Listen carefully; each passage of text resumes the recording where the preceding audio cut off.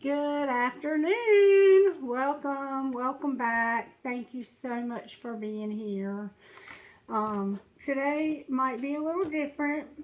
Um, I was going to do a reading for the sign of Sagittarius, but as I was meditating and spending time this morning with Spirit, for some reason, Spirit asked me to do things a little differently today. So I'm going to. For some reason, you don't know that much about me, so Spirit wants me to tell you a little bit about myself, okay? First of all, um, Spirit, where would you like me to start? Where would you like me to start with this story? There's so much to tell. There's so much to tell.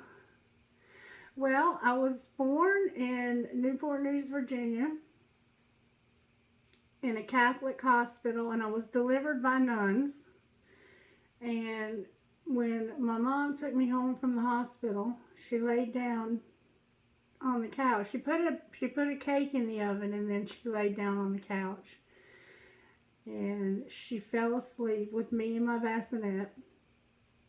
And when she woke up, she said the house was filled with smoke, and she couldn't see her hand in front of her face. And the first thing she thought was, I've got to find Christie. That's my name, Christie. And my name actually means, if you look up the meaning of my name, which is Christie K, it actually means anointed one rejoicing. So I don't know if that means anything, but maybe it does. I think that what we call our children has an impact on them, so we should name our children things that do mean something, in my opinion. Anyway, back to the story. So she went and got the cake and out of the oven, turned the oven off, and then she started looking for me frantically because she couldn't remember where she had me, and I was in the bassinet. And she said when she got to the bassinet, there was a ring around the bassinet where there was no smoke. It was like I was being protected. And my entire life has, in a sense, felt that way. By the time I was 10 years old, my father was murdered. I lost my grandmother, who was a very important person in my life. She's the one who taught me how to play cards when I was very small. And she and my grandfather died a week apart. They were probably twin flames, soulmates, whatever. She was she was a lot Cherokee Indian. And so they say that I look just like her, especially at the age that I am now. They say that I look identical to my grandmother at the age that I am now. So my father was murdered when I was 10 years old. He was stabbed by a man, and the man got second degree murder for that, and spent only 7 years in prison for murdering my father. So he was out of prison before I graduated from high school. And then when I was in my 20s, I had a baby sister that was killed in a car accident when she was only 15 years old. And before she died, I had premonitions about something happening to one of my sisters. That was when, well, I knew before that I had abilities, because when I was really young, I used to talk to spirits. I used to talk to my grandmother, who taught me how to play cards, and my mom discouraged it because she knew that she knew that it would make people make fun of me or whatever. But I always saw spiritual beings. I always saw the spirit world growing up. And I always kept it a secret because I didn't want to be different. I didn't want anybody to think I was crazy or whatever. So then when I was in, when that happened with my sister, I had actually told people that I was having, I didn't call it premonitions, I just said that I had this scared feeling and I would wake up at night in a panic because I would have dreams that something was going to happen to one of my sisters. And my husband at the time, well, we weren't married yet, we were just living together. About a week before my sister passed away, we got a phone call at 1 o'clock in the morning, and I just knew it was one of my sisters. Whenever he answered the phone, he had that panicky sound in his voice, like, "What happened? What happened?"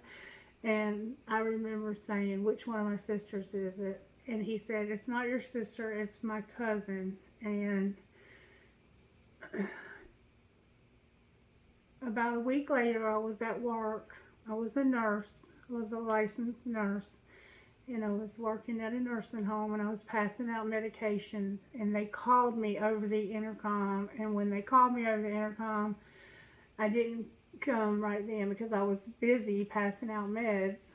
So the director of nurses came down to where I was passing out meds, and she took the medication out of my hands and she said, "You need to go to your mom."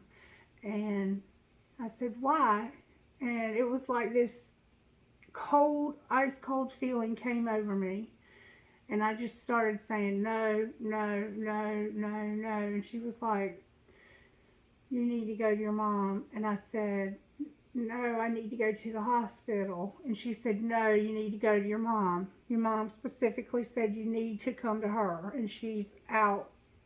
I don't remember where she said she was now, at the scene of the accident.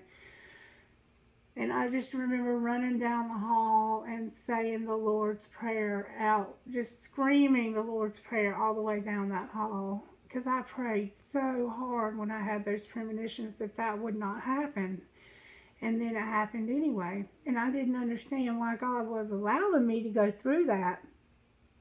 And I understand now that it took something that significant for me to know that my experiences with paranormal and with supernatural and with spirit are real. And up until that time, I had only had one boyfriend, honestly, and I lived a very sheltered life. I had a lot of responsibility in life because I had to take care of my two sisters. My mom, after my father died, my mom took up the role of the breadwinner, and she worked and she went to school, and she was not there. She couldn't be there. She just couldn't be there.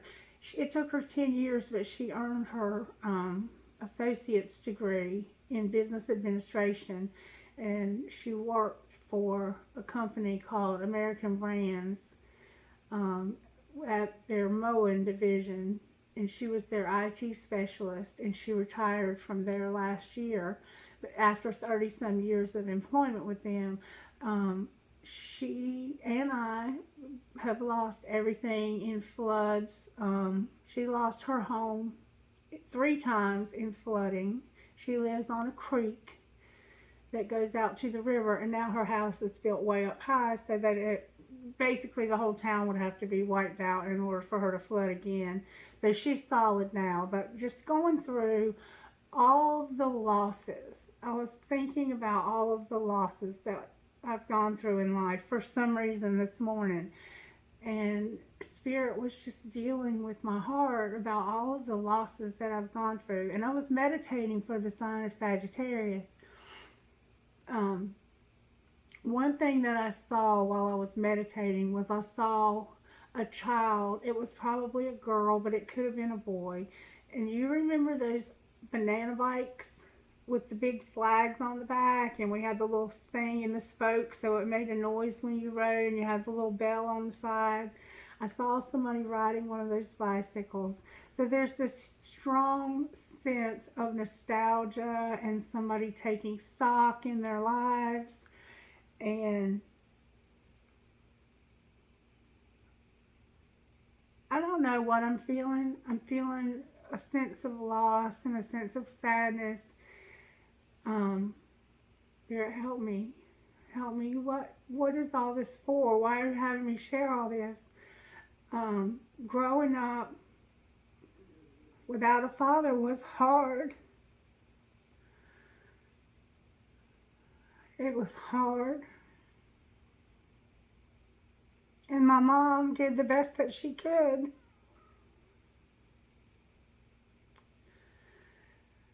But it left a sense of abandonment, if you will, because even though he didn't have a choice in leaving me, it still made me feel abandoned.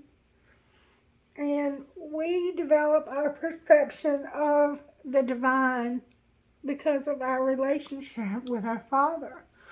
And so I didn't have one, and so I felt after my sister passed that I felt like Spirit had abandoned me because I had asked so hard and so earnestly, and I had been in church before that happened in a very legalistic holiness church called Church of God, and I had tried so hard to fit into their mold that they asked me to fit into.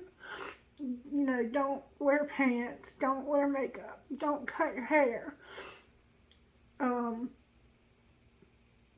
They wanted you to, they believed in the falling out in the Spirit and speaking in tongues and all of that kind of stuff.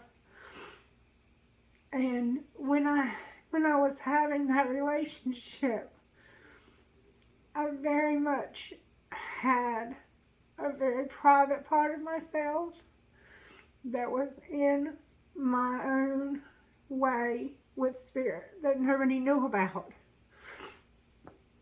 There was this outside persona that I put out to the world, and then there was this relationship that I had with Spirit that's very much like the one that I have now that I kept private. And I always had to keep that part of myself private, no matter how real that relationship was. And so when my sister passed away, after begging God not to take her, and he took her anyway, I haven't cried over this in a long time. My sister died in 1996, but 3 years prior to that, excuse me. Okay, so maybe I needed a break. Anyway, after my sister passed, after begging God not to take her, I had a complete mental breakdown. Like they were going to hospitalize me because all I would do was cry, and I was having other paranormal experiences, people touching me, a lot, much like what I have now, except I didn't understand it, and not all of it was good.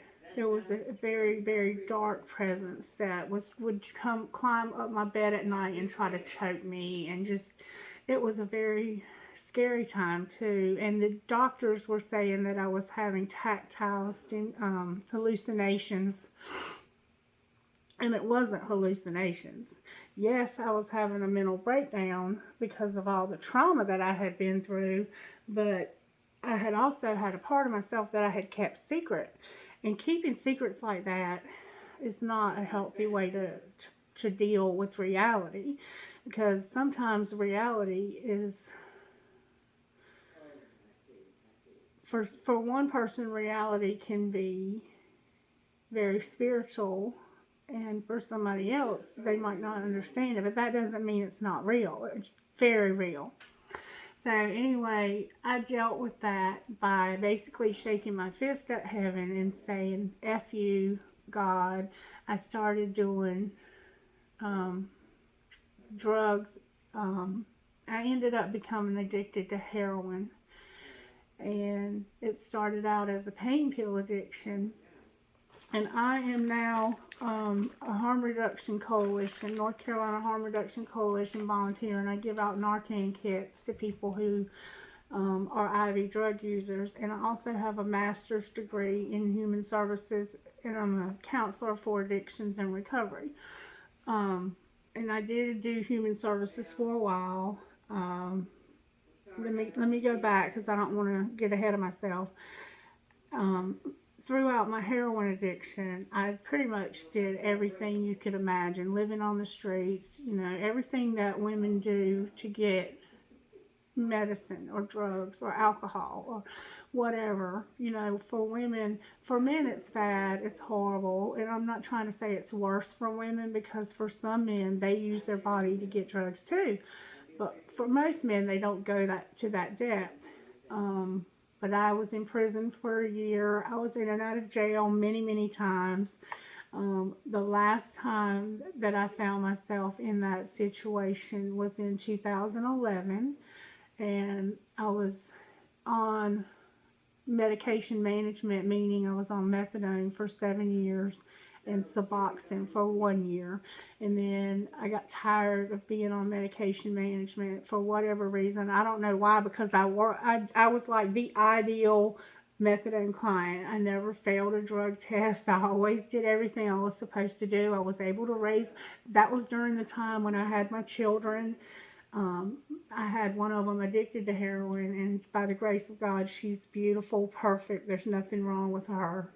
I have 3 beautiful daughters. They're all teenagers now. They're all doing well. One of them is very talented musically. She writes her own music and her own songs, and she plays guitar. She plays piano.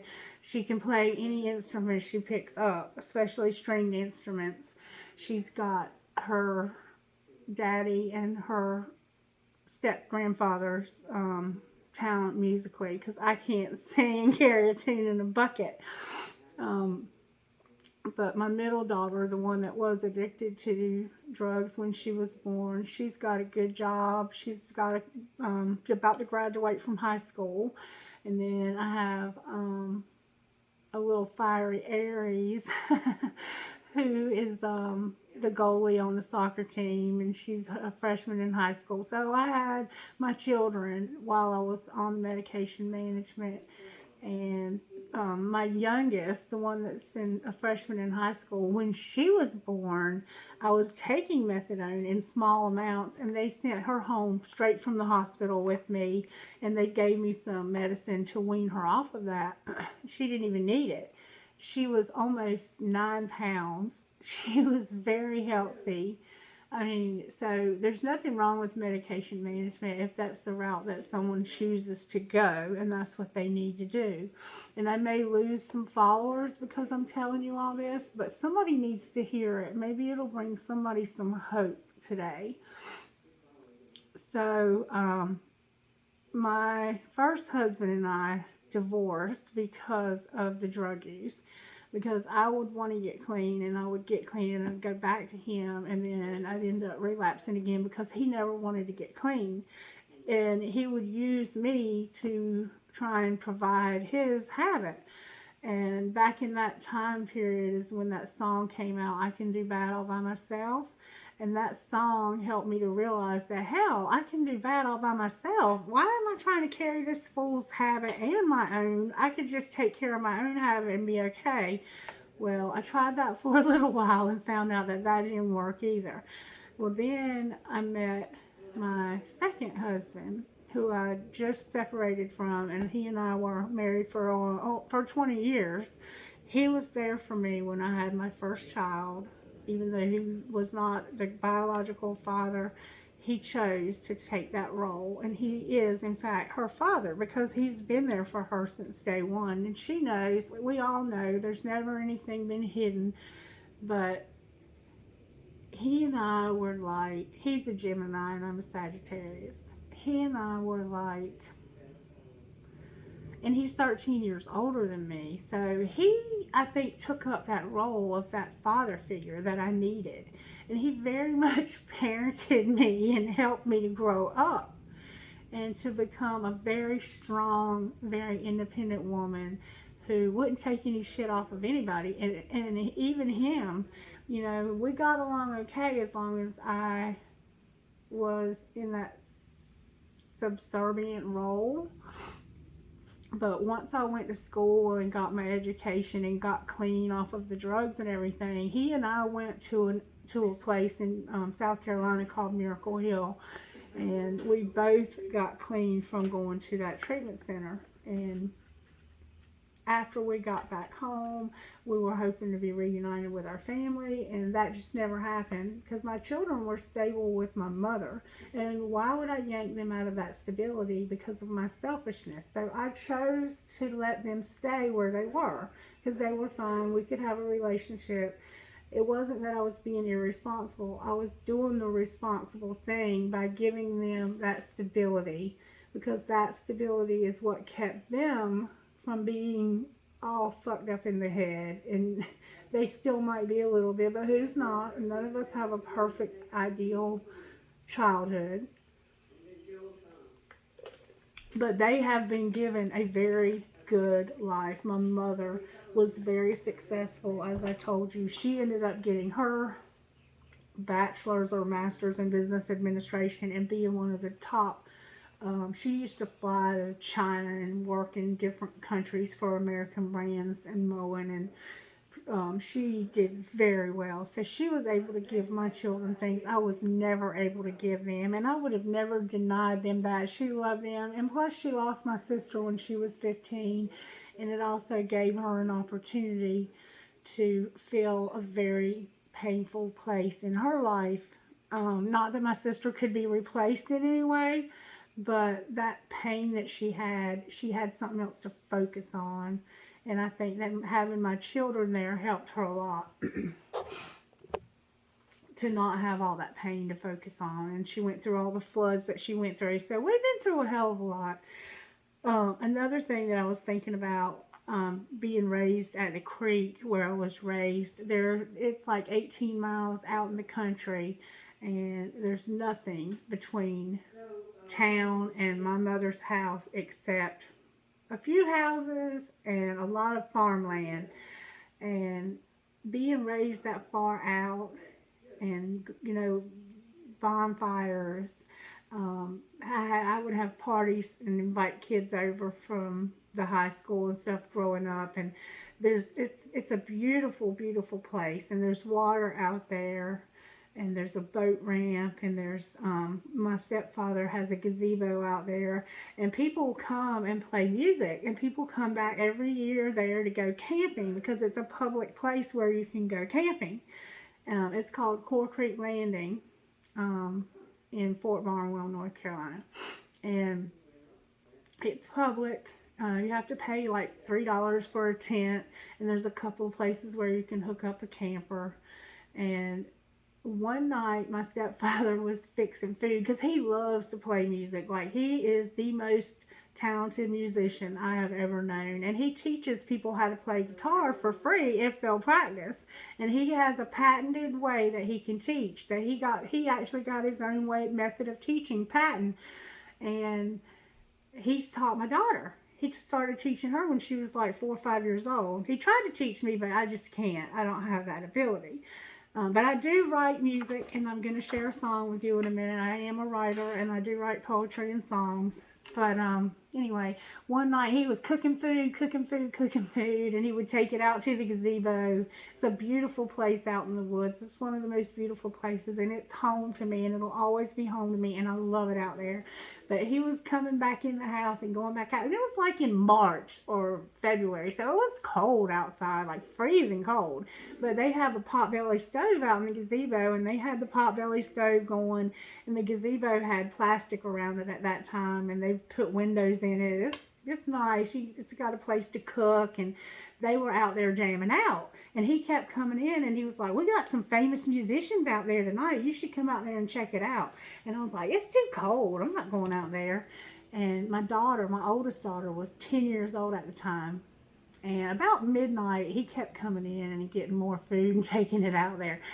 And I told my daughter, I said, the one that plays music, I said, "Let's go out there and see who it is, because he keeps saying that there's somebody famous out there." So we walked out there, and there was probably about 30 people, because there's a little pool hall bar, or there was, they closed it down now, there used to be a little pool hall, and the people from the bar were down there because people from the bar would come down there and smoke weed or, get it on or whatever at the creek and then go back to the bar. And I guess the word had gotten to the bar that there was somebody down there playing music. So when the bar closed, they came down there, or they closed the bar to come down there because I knew the bartender. I still do. She's a sweetheart. Anyway, we walked out there and we opened the door, and the smell of marijuana about hit me. And my stepfather does not smoke. I don't know, he might. He's never done it around me, but he used to drink very heavily. He was a closet drinker. And I was like, I don't know if I should be out here with my daughter with all this stuff going on. And when I walked in the door, they were so stoned and they were so high and drinking and having such a good time that they were out there with Mojo Collins and Leonard freaking Skinner.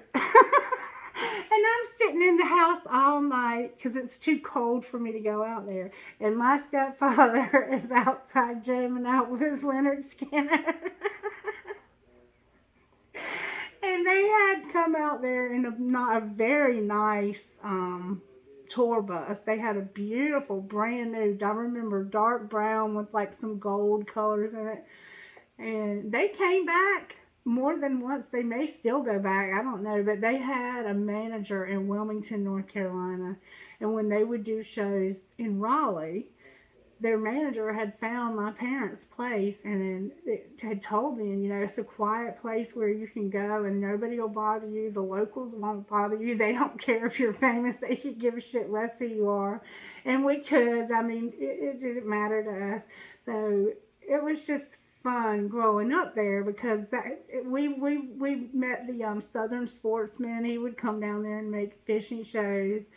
Just a really fun place to grow up, but very isolated. So when I was growing up, I hated it. I hated it when I was young because it was so isolated. But now that I'm older, I've learned to appreciate it. And I don't know why I told you all that, but my husband and I split up recently after 20 years of that in and out bullshit. But the reason why we split up is because he went back to drinking and he became very difficult to get along with. And I was burying my head in working in human services and mental health, and I was too busy to notice. I knew my marriage and my life was falling apart, but I didn't know how to stop it. I had no idea how to help him, and I would try to tell him, because I can have a drink and not take it to an extreme. I mean, I can have a drink and not drink again for 6 months. I do have wine occasionally because I enjoy it. But for some people, alcohol is their drug of choice. It's their demon. And for him it is. And he cannot stop. And it hurts so bad. But I walked away, and everything we had together, which wasn't much, we had a nice home and 5 acres of land and a house full of things that God had provided for us. But I knew that he would never leave, even though we had agreed when we were in treatment that if either one of us ever relapsed, whoever relapsed would leave. I knew he would not do that because he wasn't thinking correctly, and he wasn't thinking the way he was the day we made that agreement. And so I had to leave, and I put everything I could in my car, and I just drove off. And I have some songs I want to share with you. These are the songs that came to me when I was meditating. George Strait, Give It Away. I Lost It All by Aaron Lewis. Believe by Brooks and Dunn. That's Why I'm Here by Kenny Chesney. She Talks to Angels by the Black Crowes. Picture by Kid Rock and Sheryl Crow, and It's Been a While by Stained. Those are the songs that Spirit gave me while I was meditating on this video. And I wanted to share with you, like I said, I do write songs. I'm not a great writer by any means, but I enjoy it. Writing poetry and writing songs is something I love. I can't put the songs to actual music, but I'm hopeful that one day I'll meet somebody who can. I am 48 years old now, and I've been through 2 husbands. I didn't ever think I would leave this one that I just left. But a woman can only take so much of drinking a 24 pack of beer a day. You can't take but so much. And what was bad about it was watching him kill himself. I'm tough and I could take the abuse, verbal abuse. He would, put his hands on me, like grab my face one night, and that was the beginning of the end, when he put his hands on my face and couldn't remember it the next morning. That was when I finally said, Christie, you got to do something different. You deserve better. And so it took me a little while because I had to have an exit strategy. All my money was tied up in him and paying our bills. And so I started pulling out little bits at a time and setting them aside so that I could have a little nest egg to go. And I'll be honest with you, I still don't know what the hell I'm going to do. Somehow I landed here with Miss Mary. Miss Mary's 101 years old, and I live with her in the mother-in-law suite of her house. And it's a very beautiful neighborhood. I'm very grateful that I have this place to stay. But Miss Mary is 101 years old. And so one day, I'm going to have an exit strategy again. And I've gone through so much of a change since I left my husband last year, and with my gifts developing stronger, that I am trusting that Spirit has another plan, because I can't tell you what that plan is. And it's scary not to know what that plan is. And there was something else that came to me too while I was meditating on this video, and I want to share that with you right now. It's in the Holy Scriptures in Jeremiah 29.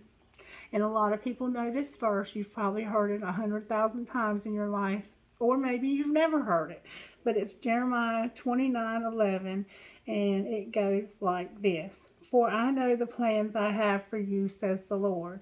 They are plans for good and not for disaster, to give you a future and hope. In those days when you pray, I will listen. If you look for me in earnest, you will find me when you seek me.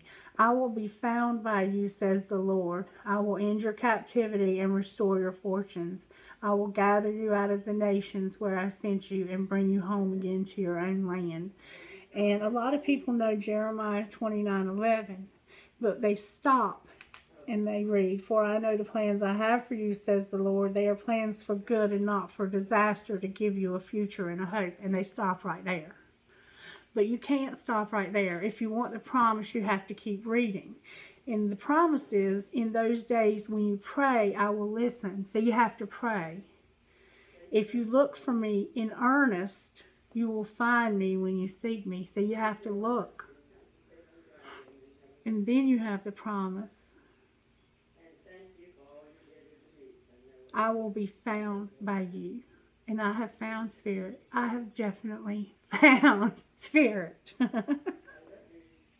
I will be found by you, says the Lord. I will end your captivity and restore your fortunes. I left everything. I walked away from everything. And this is not the first time. I'm almost 50 years old. And I can fit all the things that I own in my vehicle. And I don't have a job anymore because I lost my job during COVID. So all I have is this YouTube channel.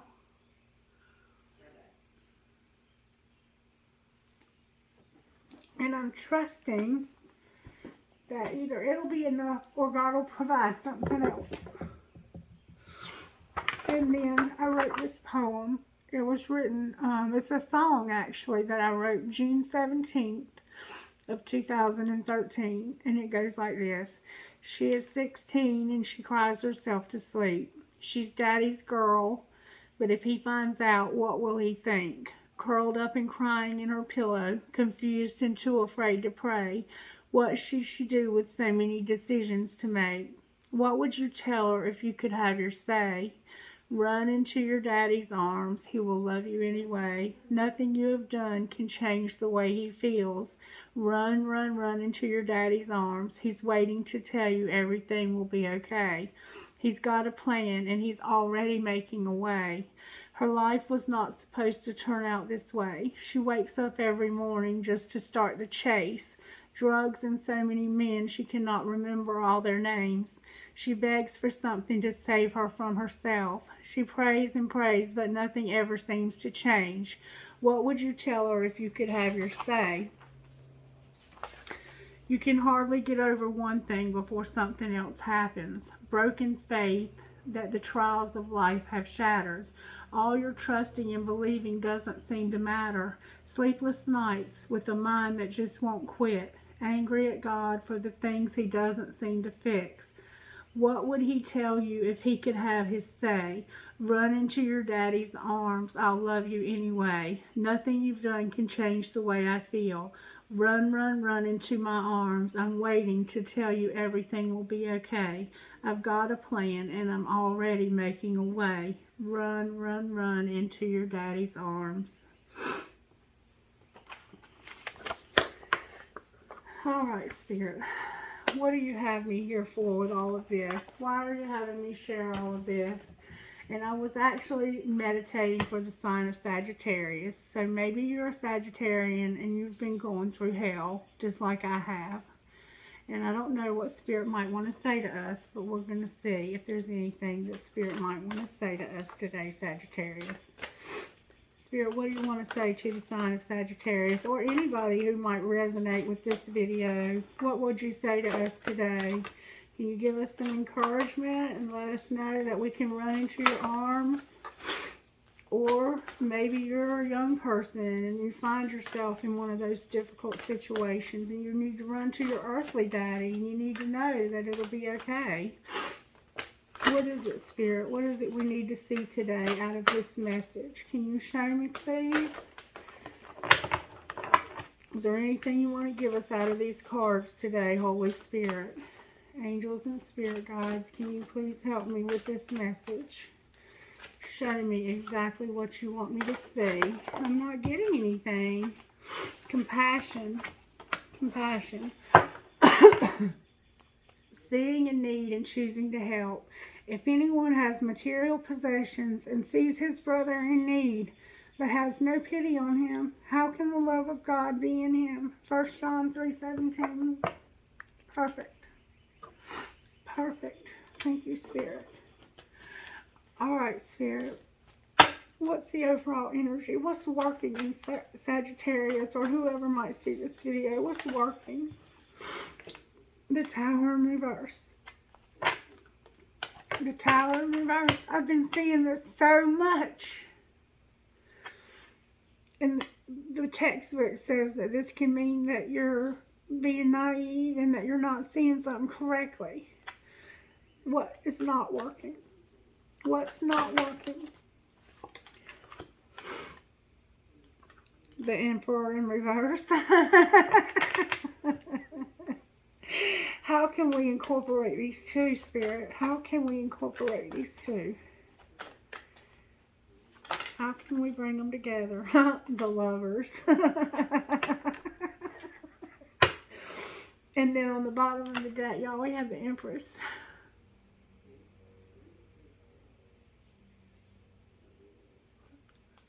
I'm sorry.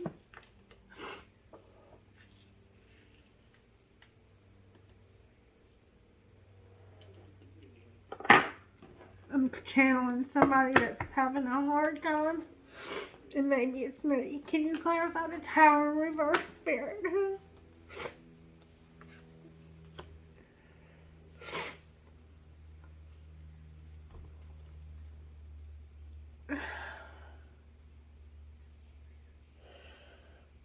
Somebody's heart's broken because of an argument.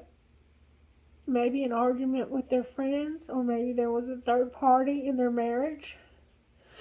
Clarify the Three of Cups here, Spirit. Why is the Three of Cups here?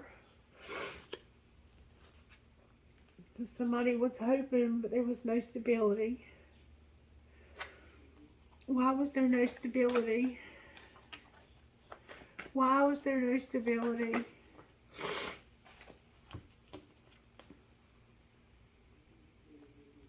Now there's a man, a very loving man, that's manifesting something.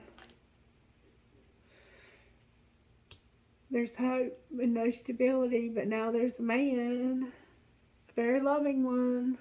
Could be a water sign. Gemini, Libra, Aquarius is here. Aries, everybody's here except Earth right now. But we have Earth on the bottom of the deck. How does this all go together? Because I don't see how it can go together. There was an argument between friends. Somebody's heart got broken. But there's hope even though there's no stability. Because somebody's manifesting. What are they manifesting? Justice. Equal give and take. And not being anxious. Why is the Eight of Swords in reverse? Why is the Eight of Swords in reverse? That's my twin flame card, which in that position would be a karmic. Why is the Eight of Swords in reverse, Spirit? Because the Empress is sideways. It is a twin flame, I think.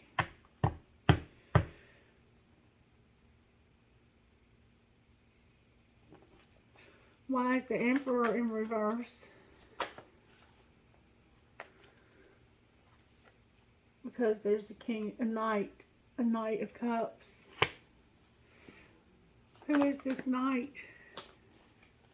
Is this loving man? Because see, this is a loving man, but he doesn't trust, and he's not going to move until he knows he can trust. Who is this guy on this stool right here? And what does he have to do with this Empress? And I don't know if I'm even seeing this story correctly, y'all. But Spirit's not giving me any answers. What is going on here, Spirit? Clarify the choice. Clarify the lovers. Clarify the lovers. Maybe I'm asking the wrong questions. Can you clarify? There's the choice card.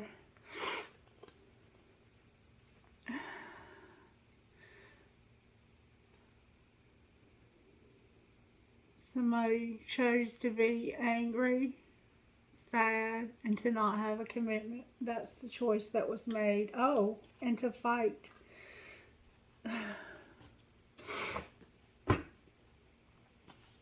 That's the choice. Why is this man here, though? Is this the one that's been hurt? And this is the Empress sideways. I don't understand what he's manifesting. He's manifesting things to be better, or things to balance out. There's a man that's manifesting things to be better for this Empress. Why is the Empress on the bottom of the deck? Because somebody's trusting and running back to something. Who's doing this?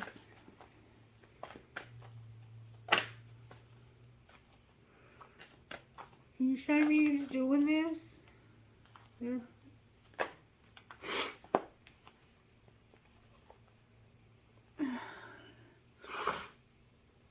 They're planning on coming back and offering you a small amount of love that's going to lead to everything. Unconditional love. I guess it's this man that's manifesting this. Can you show me what sign they're manifesting it with? I have Aquarius here. I have Gemini, Libra, Aquarius. I have Aries, Leo, Sagittarius. I have Libra here. I have everything. Taurus is here. I mean, it could be any of us. But somebody had an argument over a third party that broke their heart. They kept having hope even though things didn't look hopeful. And it looks like a man was manifesting things to get better. And they're going to get better. And he's going back for his twin flame, for his wife, for whoever this person is that's sideways. And they're going to offer this person a small amount of love. Why are they offering them? It's like there's trust issues here. Why are they offering such a small amount of love?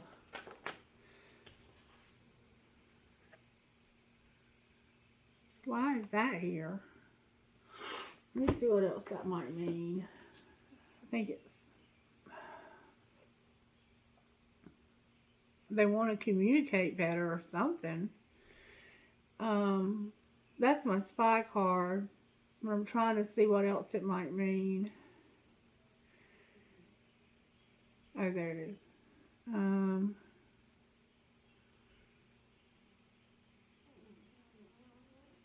They want to handle this argument. They want to deal with this argument. But how does that, maybe they're coming in friendship instead of trying to be overbearing? Anything else you want to say, Spirit? They're planning. Why is the Two of Pentacles though like that?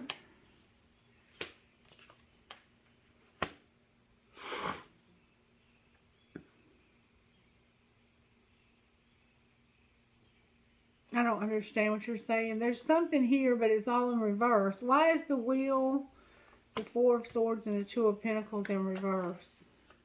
Why is it in reverse? They're planning on something fortunate happening that will restore balance and that'll help this situation. But for some reason, it's what they're planning is upside down. Because there was somebody that didn't want to be deceived, or maybe they can't deny their feelings. Maybe this is a new person. It seems like an old situation, though. Yeah, it is. It's an old situation. Maybe they were deceiving themselves about how they felt about you. Let me pull it back together and see if I can get it. You got the message. There's somebody that was fighting. They got their heart broken, and now they want to make it right. But I couldn't tell who it was with other than it was an Empress. So I guess it's a twin flame. There's an air sign that was in an old relationship. Maybe that's why I told you about my ex. He's not my twin though, by the way.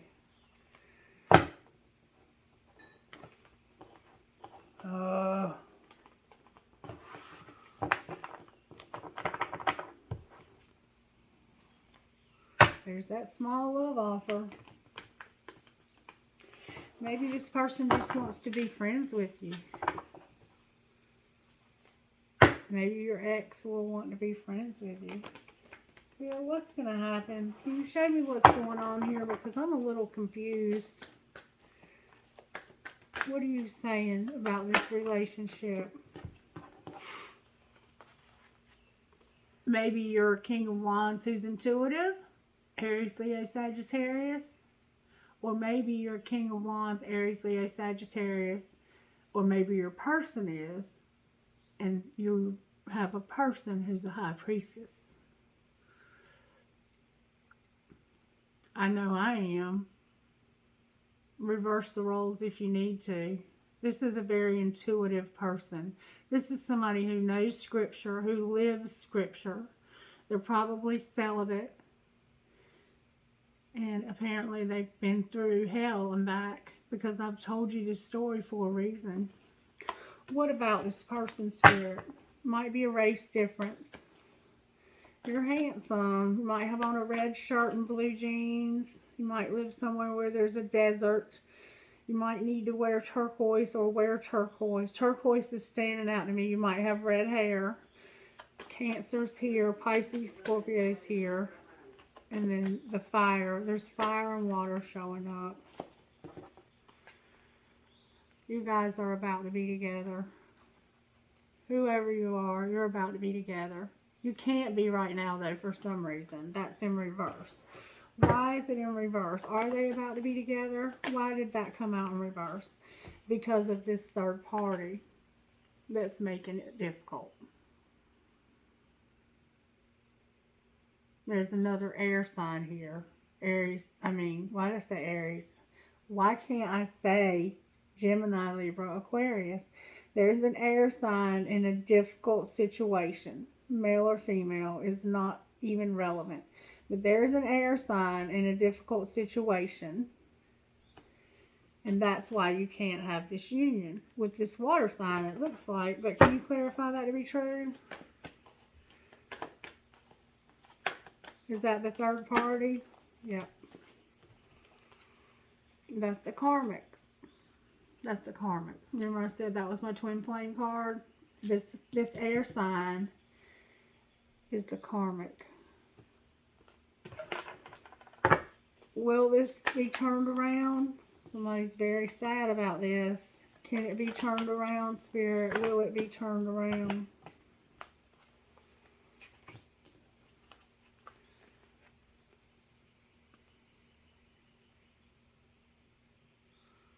Damn, this is complicated. Right now it can't be. Right now it can't be. What did I say that meant? I can't even. This is somebody who wants to make things right, but right now they can't. For some reason, they can't. The justice system is here. This might be about legal stuff. This air sign might be in prison. Or in danger of going to prison. And somebody's trying to put down this addiction. Somebody's working on recovery. This is loving yourself. This is small. It's probably the beginning of recovery for somebody. And they can't. They want to make it right. They want to make amends for something. But right now they can't.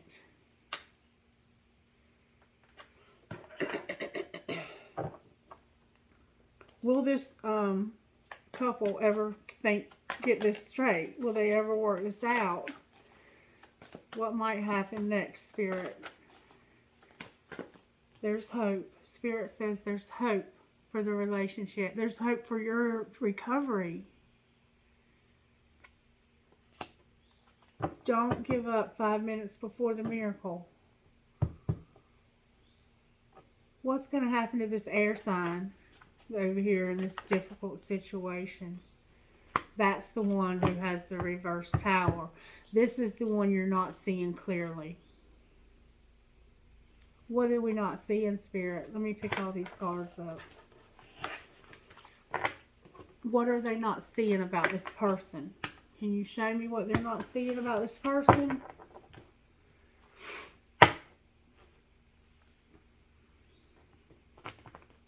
I think this is the karmic, and you think this is your twin. Or maybe they're just a friend. I don't know. What is it that we're not seeing clearly? Why is the tower in reverse? This person's a player. Anything else? Somebody was choosing this. What about this choice? What about this choice? The Lovers just came out with the...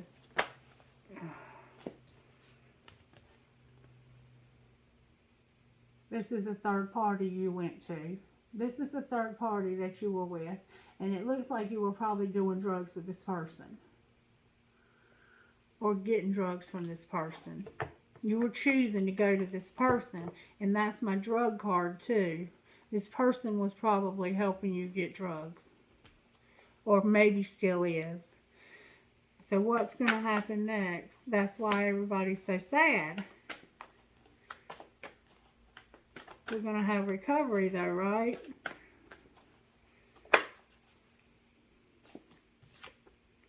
Ten of Pentacles popped out. Why is the Ten of Pentacles here? Why is the Ten of Pentacles here? Because somebody's thinking about wanting that. They're thinking about wanting that instead of wanting all these drugs and stuff. And they're thinking about making this right. Somebody's thinking about making this right and getting their family back together. What might that look like?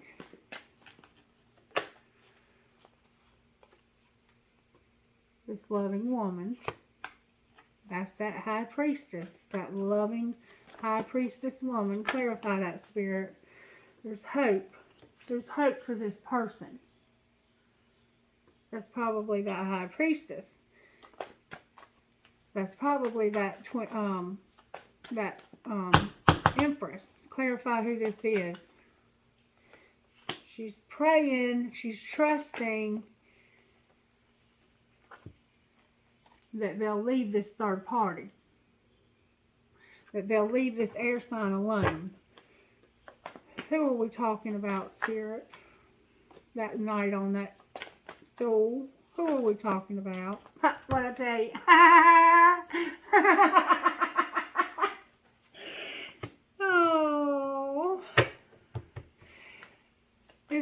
hope for this? Is that what you're telling us, Spirit? Yes, baby, there's hope for this. There is hope for this. You keep being that very spiritual woman, and you keep trusting Spirit. Even when it's all falling apart and it looks like there's no freaking hope. We got to keep trusting Spirit, baby. We got to keep trusting Spirit, because right now this story doesn't have an ending. It doesn't have an ending.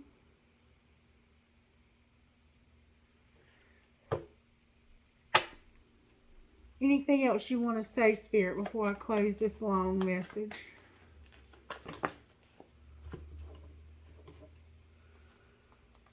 This old relationship is going to be transformed.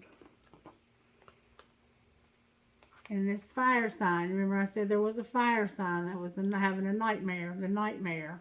Why is the nightmare here? Please tell me it's almost over. Please tell me it's almost over. Baby. It's almost over. And Spirit is going to give you patience. A new, brand new everything with a lot of passion and a lot of sex. Keep trusting. Sagittarius is here. Gemini, Libra, Aquarius, Sagittarius, Aries, Leo. And then there's a lot of water showing up. It's going to be okay, sweetheart. It's out of balance right now. But Spirit just showed you that Spirit has got you. And even through my story, I hope you were able to get some hope. Alright. What do you want to say out of this deck of cards? This is probably the reading for the sign of Sagittarius. Anything you want to say out of this deck of cards about this relationship, Spirit? Thank you. Recognition. Recognizing the relationship for what it is. Somebody's going to recognize that this is their twin. That this is their divine counterpart. There's been a lot of destruction in this relationship. Anything else, Spirit? A lot. There might be more destruction, because sometimes it has to get worse before it can get better. But we have to trust reinvention, material world. We're going to be okay. Even though it looks like we don't have anything right now, Spirit's going to make it happen. Spirit's about to make it happen. And then on the bottom of the deck, it's healing. And we have a lot of healing to do. You just heard my story. We're healing together. We're going to heal together. Spirit, what would you say out of this deck of cards for this reading? What would you say? Anything at all? Dang, that's too much, Spirit. Can I please get one card at a time so the reader can read the cards, please? One at a time. One at a time. I miss you regardless of how things seem. If I knew then what I know now, I would have made different choices. No other compares to you. Okay. Alright, two more decks, and then we're going to close this message. Can I get something out of here? Oh, goodness. No one can see your light until you do. It's not rejection, it's redirection.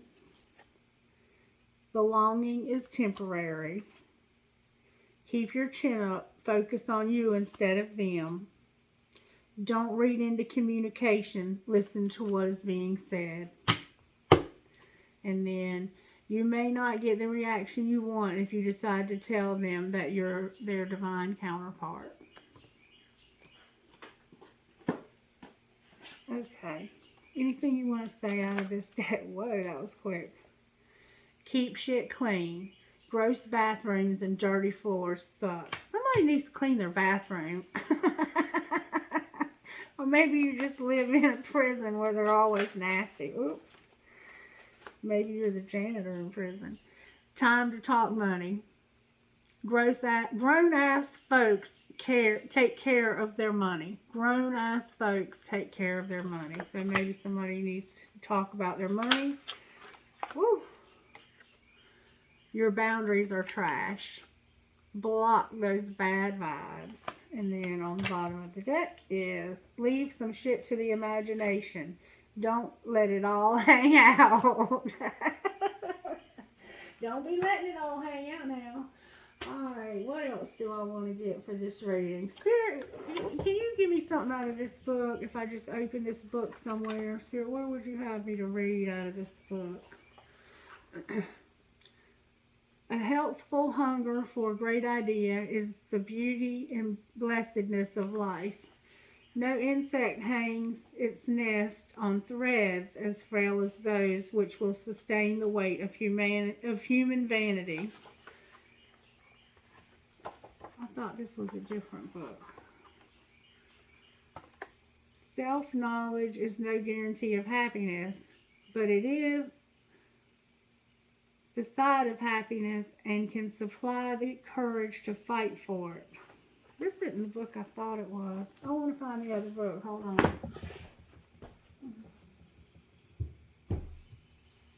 Where is that book? I thought I had it over here, Spirit. What did I do with it?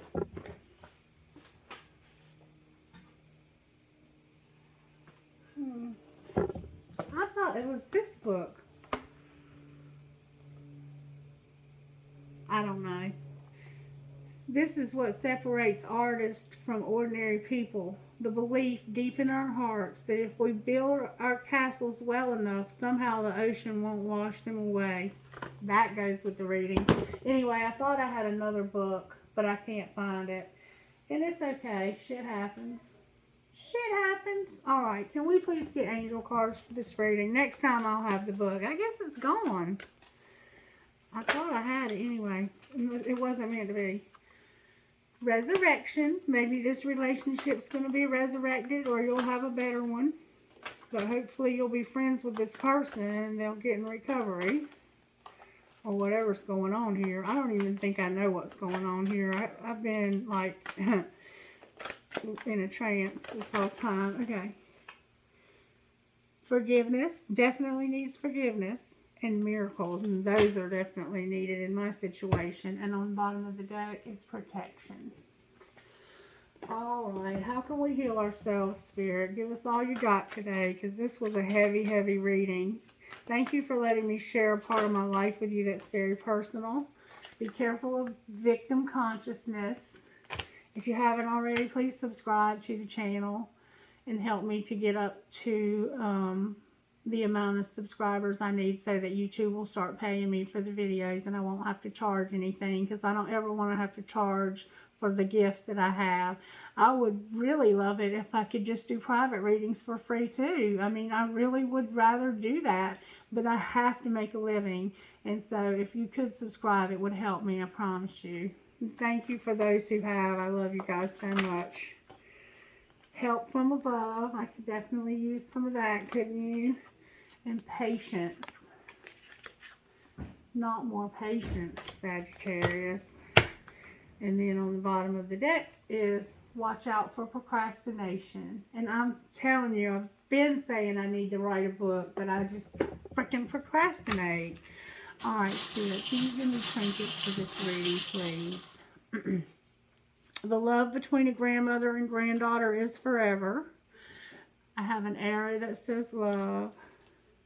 I have I love you infinity. I have you are my sunshine. Strong is beautiful. I have a big old key. Maybe you need a key to something. I have a rose. I have a little elephant. I have a big old cat. I haven't seen that cat in a while. I have that birdie playing that guitar. I call that my jail birdie. But I understand that pissed somebody off one time. And then I think this is a handcuff, or it might be a gasket. Maybe you're a mechanic, or maybe your name is Gaskins. I don't know. I have a star with a tree of life. I call them family trees. I have a fancy cross. I have a butterfly. I have a cute little kitty cat. Oh my goodness. I have a leaf for the fall. I have that archway that reminds me of the eye of a needle, the camel going through the eye of a needle, but maybe it reminds you of something else. I have that music note. I have another cross. Oh. I have a seahorse. I have an anchor. Jesus is our anchor, isn't he? I have a heart with a nurse's cap. Somebody's a nurse. Thank you so much for your service during COVID. I have a peace sign. In all ways, because nurses are awesome.